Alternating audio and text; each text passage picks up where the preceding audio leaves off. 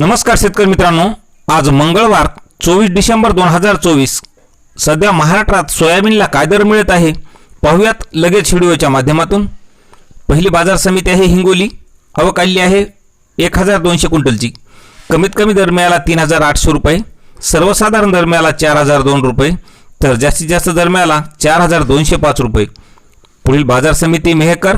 आवक आली आहे 1500 क्विंटलची.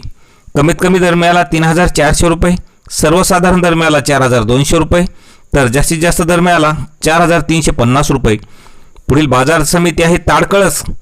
आवक आली आहे 263 क्विंटलची. कमीत कमी दर मिळाला 3951 रुपये, सर्वसाधारण दर मिळाला 4050 रुपये, तर जास्तीचा दर मिळाला 4150 रुपये. पुढील बाजार समिती आहे शिरूर. आवक आली आहे 37 क्विंटलची.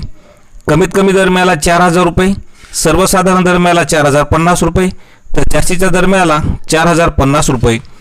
शेतकरी मित्रांनो, असेच दररोजचे बाजारभाव पाहण्यासाठी चॅनलला सबस्क्राईब करा. धन्यवाद.